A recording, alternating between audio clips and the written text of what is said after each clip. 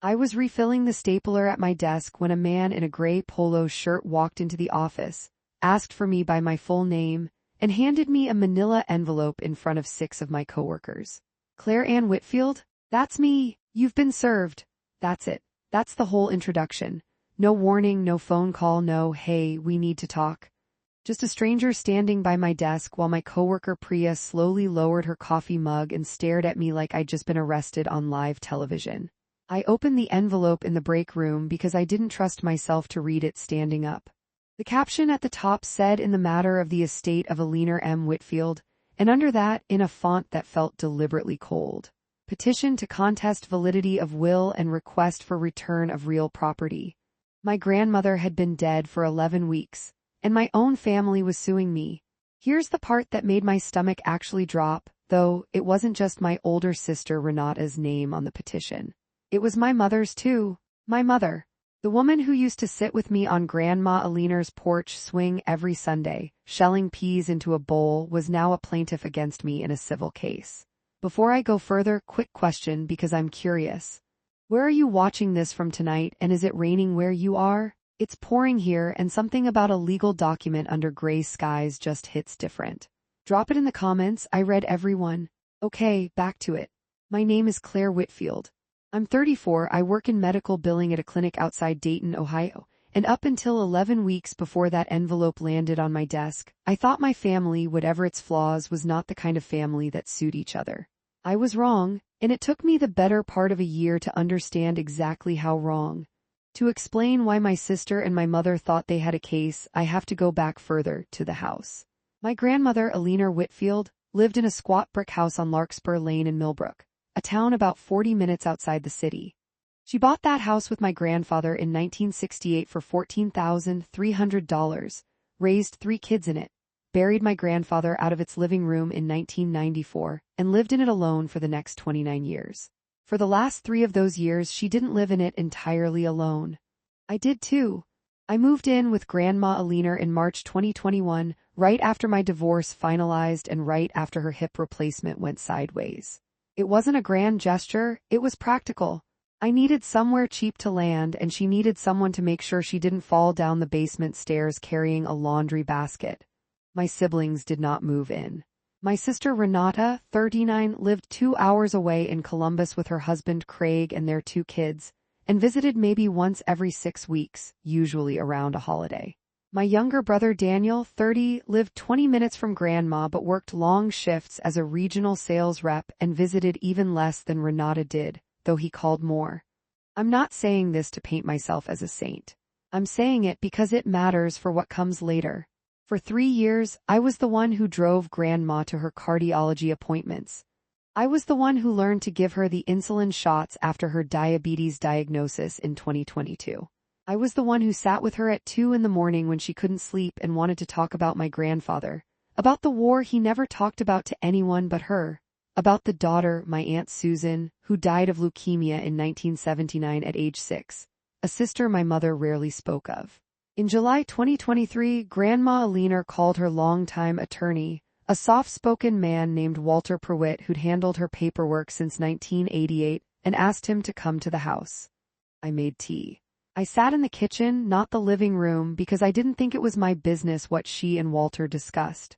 Those 7 months were, in a strange way, some of the fullest of my life. Grandma wasn't sick every day. Some weeks she was almost entirely herself, sharp-tongued, ordering me around the kitchen, insisting I was cutting the onions wrong even though I'd been cooking her Sunday pot roast for 3 years by then. She taught me her mother's biscuit recipe that spring, the one with the specific brand of shortening she swore by, and made me write it down in pencil in the back of her recipe box because pen fades slower than memory. But pencil is honest about which one's actually going to last. She died 7 months later in February 2024 of congestive heart failure in her own bed, with me holding her hand and a hospice nurse named Delphine adjusting her oxygen line. The will was read 17 days after the funeral over speakerphone because Renata said she couldn't get away from the kids' schedule to come in person. Grandma Eleanor had left the house on Larkspur Lane to me, outright, along with $40,000 in a money market account. The remainder of her estate, roughly $95,000 in savings and a small stock portfolio, was to be split evenly 3 ways between me, Renata, and Daniel. There was a silence on that call that I will remember until the day I die. And then Renata said, very calmly, in a voice I now recognize as the voice of someone who has already decided what she's going to do next. That doesn't sound right? I want to be fair here because fairness matters to me, even now, even after everything. Renata's reaction wasn't crazy on its face. The house was worth roughly $210,000 on the current market. Getting it outright on top of an equal split of the rest meant I was walking away with significantly more than my siblings. I understood intellectually why that stung. What I didn't expect was the speed. 4 days after the will reading, Renata drove to Millbrook, the first time she'd made that drive without a holiday attached to it in over a year, and asked to walk through the house with a friend who does some real estate on the side. I let her in because I still, at that point, believed we were just a grieving, awkward family working through something uncomfortable, not a family at war. The friend turned out to be a licensed real estate agent named Brooke Callahan. I only learned her actual profession 3 weeks later when I found her business card face down under a stack of mail on Grandma's kitchen counter, the one Renata had helped me sort through. I didn't think much of it at the time. I was 34 and drowning in grief admin, canceling Grandma's Medicare supplement, calling her cable company, figuring out what to do with 40 years of church bulletins she'd kept in a shoebox. A business card seemed like nothing. 6 weeks after the will reading, my mother, Diane, stopped answering my calls the way she used to. Where she used to pick up on the second ring, now it was voicemail, then a text an hour later. Busy, will call later. She never called later. I chalked it up to grief. People grieve strangely. My mother had just lost her own mother, maybe she needed space. Then in April, Daniel called me, not Renata, Daniel, which should have told me something because Daniel was never the strategist in our family, and said, in a rush, like he'd rehearsed it and still couldn't quite get it out clean. Renata thinks Grandma wasn't in her right mind when she changed the will. Mom agrees, they want to talk to a lawyer about it. Changed the will? I said. What do you mean changed? That was the will. That's what Grandma wanted? There was an older one, Daniel said.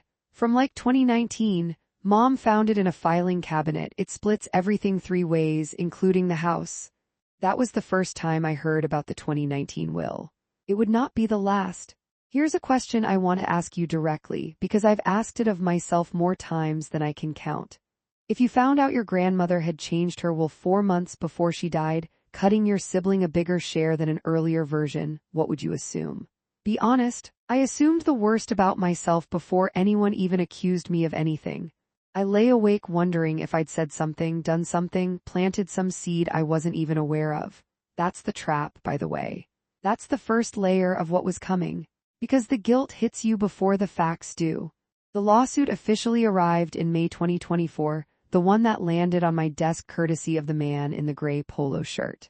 The petition, filed by Renata Whitfield Marsh and Diane Whitfield, alleged 2 things. First, that the February 2024, the July 2023 will, the one that left me the house, was the product of undue influence exerted by me over a vulnerable, elderly, and allegedly cognitively declining Alina Whitfield. Second, that the earlier 2019 will, splitting the estate 3 ways including the house, represented Alina's true and consistent testamentary intent, and should be reinstated. I read the word vulnerable about 11 times before it stopped looking like a real word. My grandmother balanced her own checkbook by hand until the week she died. She beat me at gin rummy on a Tuesday in January 4 weeks before she passed and gloated about it for 2 days. Vulnerable was not the word I would have chosen, but I wasn't the one writing the petition. I called my mother that night. She picked up on the 4th ring. Mom, what is this? There was a long pause, and then she said something I've turned over in my head 1,000 times since. Claire, honey, I'm not doing this because I think you're a bad person. I'm doing this because I think something happened to your grandmother in that house and somebody needs to ask the question. Something happened to her, I repeated. You mean me? You think I did something to her? I didn't say that. You basically just said that. She didn't deny it. She just said she loved me and hung up. I sat on my kitchen floor for a long time that night, not crying exactly. Just stunned, the specific stunned of realizing the people who are supposed to know you best are willing to believe the worst version of you on paper in front of a judge. The next morning, I called a lawyer. Her name was Marisol Ferreira, a probate and estate litigation attorney with an office above a dry cleaner in downtown Dayton, recommended to me by Priya's cousin, who'd used her in a different inheritance dispute 2 years earlier. Marisol was maybe 50, wore reading glasses on a beaded chain, and did not waste time on comfort before she got to strategy. "Okay," she said, after I'd laid out the whole mess across her desk in 45 increasingly incoherent minutes. "First thing, do not talk to your sister, your mother, or your brother about this case again without me in the room or on the phone. Not because you'd say something wrong. Because they can and probably will characterize whatever you say however they need to." "They wouldn't do that," I said, and even as I said it, some small honest part of me didn't believe it. Marisol didn't argue with me. She just opened a legal pad and started asking questions. "Who drafted the July 2023 will?" "Walter Pruitt," I told her, same attorney who'd handled Grandma's affairs for over 3 decades. "Was Grandma examined by any doctor around the time of the will signing?" I didn't know. Was there ever a capacity evaluation? I didn't know that either. "We're going to need Pruitt's file," Marisol said. "And we're going to need your grandmother's full medical records for the 12 months surrounding July 2023. If she had any cognitive testing done, even something as basic as a MOCA screening at a regular checkup, we want it." I remembered something then. A small thing, the kind of detail you don't think matters until someone tells you it might. "She had a routine physical in June 2023, I said slowly. "A month before she called Walter. Her doctor does one of those memory quizzes every year for patients over 75. I remember because Grandma complained about it in the car. Said it was insulting, being asked what year it was, like she was an idiot." Marisol wrote that down and underlined it twice. "Get me the exact date," she said. "And get me a records release signed. Actually, you can't request them. You're not the executor of anything yet in this dispute's eyes. I'll subpoena them. But that detail might matter more than you know." She also asked me something I hadn't expected, whether I'd kept any written records of my own during the caregiving years. I told her I hadn't, not formally, no journal, no log. But I mentioned, almost as an afterthought, that I'd texted my friend from college, a woman named Ottilie, nearly every week during that period, venting about scheduling doctor's appointments, complaining about insulin pens, occasionally sharing something Grandma had said that made me laugh so hard I had to pull the car over. Marisol's eyes lit up in a way I didn't understand yet. "Contemporaneous texts to a third party sent in real time with no litigation in sight," she said. "That's gold, Claire. That's you 3 years ago having no idea any of this was coming, describing exactly what your relationship with your grandmother actually looked like. Get me access to that thread. All of it, unedited, timestamps intact." I hadn't thought about those texts as evidence. To me, they'd just been the ordinary noise of a hard, tender season of my life, tired complaints, small victories, grief rehearsed in advance. It was strange and a little painful to think of them being read into a court record someday.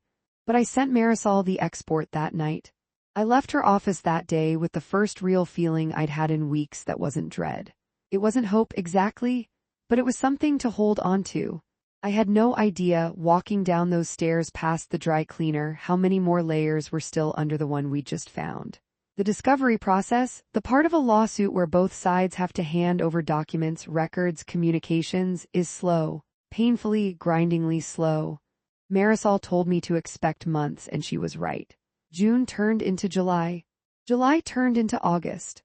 I kept working my regular job, kept paying the mortgage on a house that technically still had my name attached to a legal cloud over it, kept lying awake doing math about legal fees I genuinely wasn't sure I could afford. The first real break came in September, 4 months after the lawsuit was filed. Marisol had subpoenaed Grandma's medical records, as promised. The June 2023 physical showed exactly what I remembered: a cognitive screening, a MOCA test, administered by her longtime physician, Dr. Anand Bhatt. Grandma scored a 28 out of 30. For context, Marisol explained, anything at 26 or above is generally considered within the normal range for her age. 28 was, if anything, sharp. That was 1 week before Grandma called Walter Pruitt about changing her will. But that wasn't the part that changed everything. The part that changed everything came from a much less glamorous source. Renata's own bank records, which Marisol had subpoenaed as part of a separate but related discovery request. Because Renata's petition claimed she had no financial motive in contesting the will, a claim she'd made under oath in a deposition that August. In March 2024, 5 weeks after Grandma died, 12 weeks before the lawsuit was even filed, Renata had applied for a home equity line of credit on her own house in Columbus. On the application, under anticipated additional assets within 12 months, she'd listed an expected inheritance of $70,000, described in her own handwriting as share of grandmother's estate, Inkle. Proceeds from sale of Millbrook property. Sale of the Millbrook property, my house. The one she was suing to get a fair share of, not sell. Marisol read that line out loud to me over speakerphone, slow and flat, letting it land. She wasn't planning to keep it in the family, Marisol said. She was planning to sell it before the lawsuit even existed. I thought about Brooke Callahan's business card, face down under the mail. I thought about Renata's walkthrough 4 days after the will reading. Suddenly, a 6-week-old memory reorganized itself into something that looked a lot less like grief and a lot more like a plan. There was a second document buried in that same production, easy to miss if you weren't looking closely. A preliminary market analysis, the kind real estate agents put together before a formal listing, dated March 19, 2024, addressed to R. Marsh, estimating the Larkspur Lane property's value at $205,000, $218,000 in current condition, higher with cosmetic updates to kitchen and primary bath. Brooke Callahan's name was on the letterhead. March 19th, 5 weeks and 6 days after Grandma died, 2 months before the lawsuit was even filed. My sister had commissioned a market valuation on a house she was, on paper, suing to preserve as a family home, not liquidate. I asked Marisol whether that alone could have been enough on its own to raise doubts about the whole undue influence claim, even without everything that came later. It's not nothing, she said. It shows financial motive predating the litigation, which cuts against her credibility generally. But motive isn't the same as proof of wrongdoing. Plenty of people have selfish motives and still tell the truth. We needed something that showed active fabrication, not just self-interest. And we weren't there yet.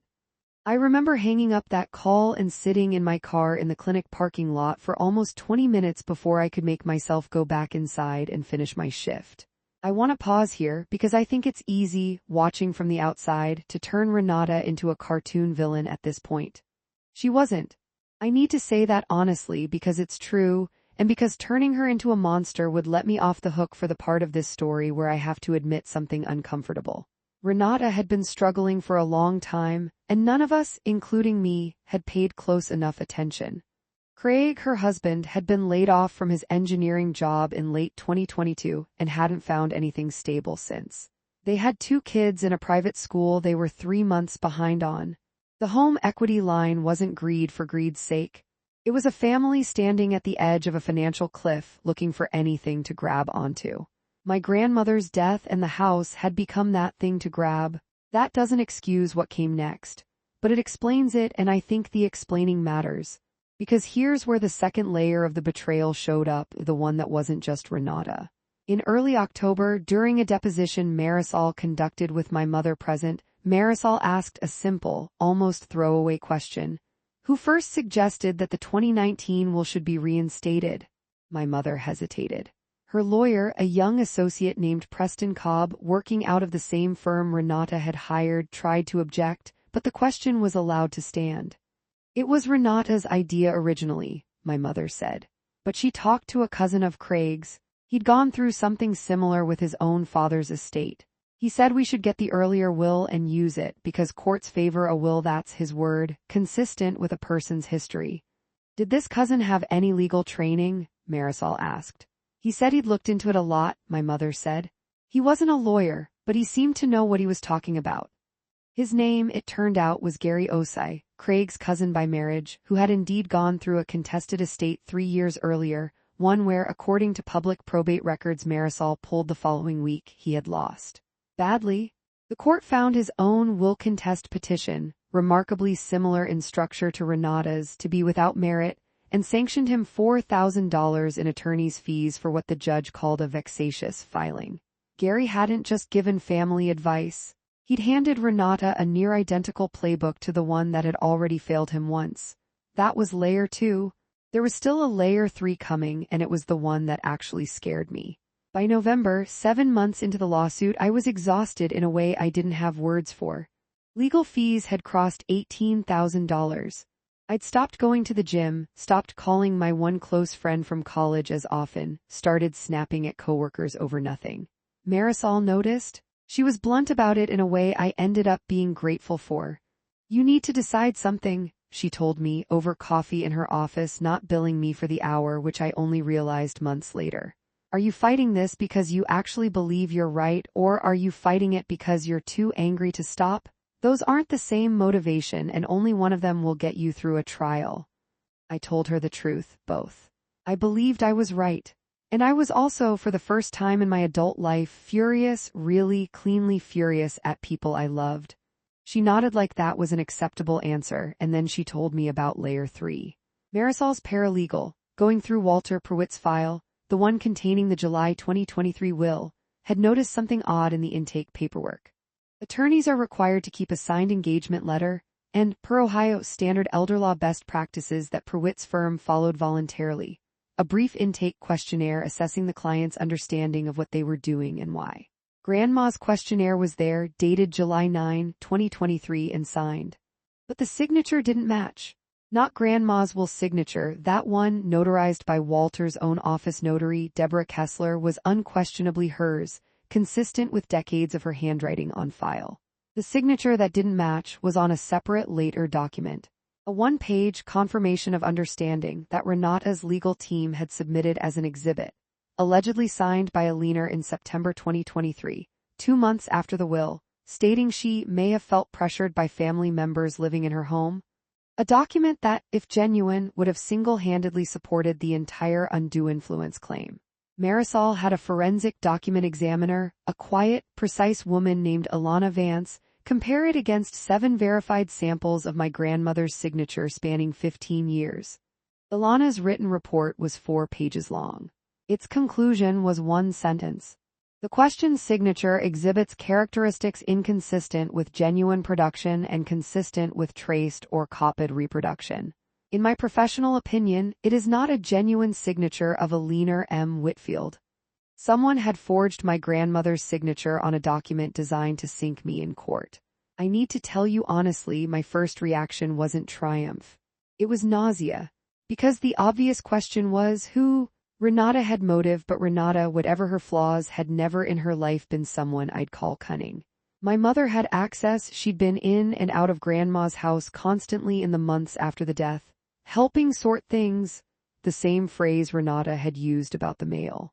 Daniel had motive too, technically, though Daniel had been strange and quiet through this whole process. Never once, I realized, actually saying he agreed the July will was invalid, just that Renata and Mom wanted to fight it. And he didn't want to be the one holding things up. Marisol subpoenaed phone records for the relevant window, late August through mid-September 2023, when the forged document was supposedly executed. What came back reframed everything in a way I genuinely did not see coming. The document, the confirmation of understanding, had been drafted using a template downloaded from a legal forms website. The website's own server logs, obtained through a separate subpoena, since the document's metadata pointed to it, showed the template had been downloaded on September 14, 2023 at 9:47 p.m. from an IP address that traced back to a home internet account registered to Craig Marsh. Renata's husband? Not Renata. Craig. Text messages between Craig and Renata turned over in discovery because Renata's own phone had been subject to the same subpoena, showed a conversation from that same night. I'm not going to read you the whole thread verbatim, but the gist of it was this. Craig telling Renata he'd found a way to strengthen things, Renata asking what that meant, and Craig responding that he'd handle the paperwork side and she should just focus on staying calm with Mom about it. Renata's reply 3 minutes later was one line. "Don't tell me more than I need to know." Marisol read that line to me twice. "That's not innocence," she said quietly. "That's willful blindness, and a jury or a judge in a bench trial is going to see the difference." I asked her the question I'd been circling for weeks. Did my mother know? Marisol was honest with me because that was who she was. I don't have direct evidence she knew about the forgery specifically. I have evidence she believed or wanted to believe that something was wrong with the July will based on what Renata and Gary told her. Whether that's willful blindness too or genuine grief clouding her judgment, that's not really a legal question anymore, Claire. That's a family question. And you're the only one who can answer it for yourself.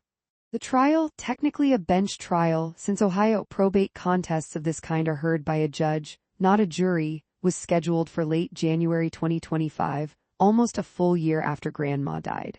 I want to tell you it felt like a movie walking into that courtroom. It didn't.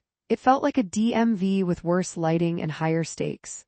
Renata sat at the plaintiff's table in a navy blazer I recognized from Grandma's funeral. My mother sat beside her, not looking at me once during the opening statements. Daniel wasn't there at all. He'd been subpoenaed as a witness but wasn't a plaintiff. And I later learned he'd asked Renata 2 weeks before trial to drop the case, and she'd told him it was too late to back out now. Marisol's opening was short. She told the judge this case was not, in the end, about whether Alina Whitfield loved her family equally. She clearly had, and had provided for all 3 grandchildren in her will. It was about whether one heir and her husband had taken deliberate, documented steps to fabricate evidence in support of a financial claim. Then she called Dr. Batt to testify about the cognitive screening. Then Walter Pruitt about the will signing process, his standard capacity checks, and his independent recollection, corroborated by contemporaneous notes, that Grandma had spoken clearly and specifically about wanting the house to go to the one who stayed.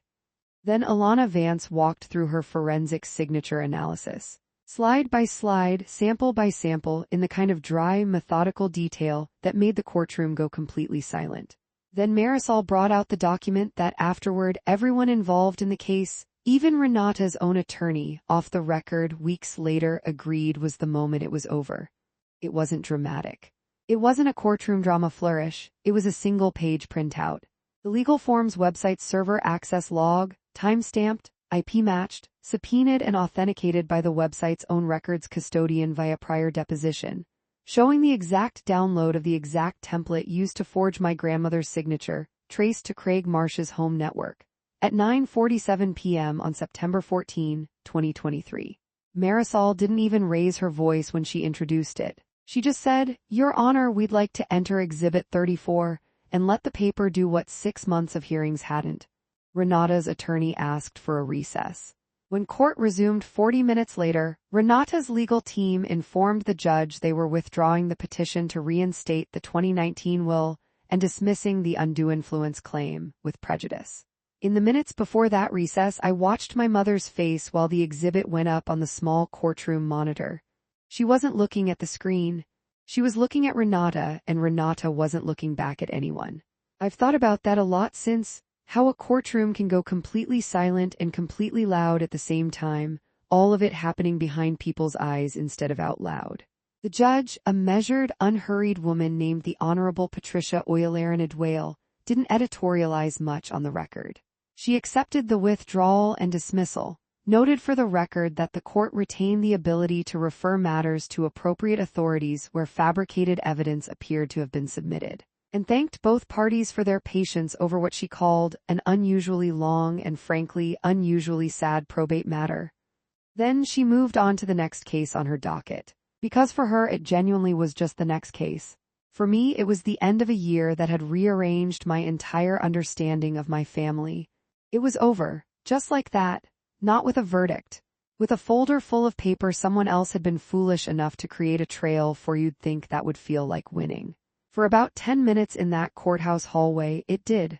Marisol shook my hand, told me she'd handle the paperwork to formally close things out, and said something I've held onto since. You didn't win because you fought dirty. You won because you told the truth and had the patience to let the evidence catch up to it. Then I walked out into the parking lot and saw my mother standing by her car, alone, not moving to leave. I almost walked past her. I almost didn't. "Renata didn't tell me about the document," she said before I even reached her, not a greeting, just that immediately, like she'd been rehearsing it the whole recess. "I want you to know that. I didn't know Craig did that. Did you want to believe I did something to her? I asked. Not gently, I didn't have gentle left in me that day. She was quiet for a long moment. Long enough that a car alarm somewhere across the lot chirped twice and stopped. I think, she said finally, I couldn't understand why she'd leave you more. And it was easier to think something was wrong than to sit with the fact that maybe I wasn't the one who showed up. You were. I didn't forgive her in that parking lot. I want to be honest about that because I think stories like this one too often rush toward a clean, tidy reconciliation, and mine wasn't clean. It's been 5 months since that day. I talk to my mother now carefully in short phone calls that don't go near the lawsuit. I have not spoken to Renata since the hallway. Craig was referred by the judge's clerk's office to the county prosecutor for potential forgery charges. As of this recording, that's still working its way through review, and I genuinely don't know how it will end, or whether I even want it to end in a courtroom for him too. Daniel and I are slowly rebuilding something. He was the only one who told the truth without being subpoenaed for it. The house on Larkspur Lane is still mine. I still live in it. Some mornings I make coffee in Grandma's old percolator and sit on the porch swing, and it feels less like a trophy and more like a room I'm still learning how to sit in quietly. People ask me sometimes, the few friends who know the whole story, whether it was worth it. 18 months, over $30,000 in legal fees eventually, most of a year of my life spent either in a lawyer's office or lying awake replaying conversations. Whether the house was worth losing my sister over. I don't think that's quite the right question though, because I didn't lose my sister over a house.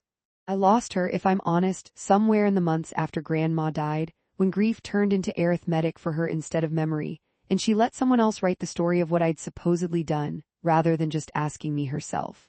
What I keep coming back to isn't the courtroom, or the exhibit number, or even that forwarded server log that ended everything in 40 minutes.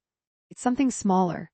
It's my grandmother 8 months before she died, sitting across from me at that kitchen table with her tea going cold, telling me unprompted, no one had asked her, that she wasn't leaving me the house because she loved me more. I'm leaving it to you, she said, because you're the one who'll actually live in it. The others want the money, you want the home. Those aren't the same thing, and I'm too old to pretend they are. I didn't understand at the time how much that sentence would end up costing me to keep. I understand it now. If you're going through something like this, a family that's turned an inheritance into a battlefield, a sibling you don't recognize anymore, a parent who's chosen sides without telling you, I don't have a tidy piece of advice that fixes it. I only have what got me through. Keep records of everything, trust a professional over your own panic, and remember that the people trying to convince you that you're the villain are very often the ones who can't face what they've done instead. Thanks for sitting with me through this one. If it's raining where you are too, maybe that's fitting. Take care of yourselves and take care of the people who actually show up for you. You'll know who they are eventually if you don't already.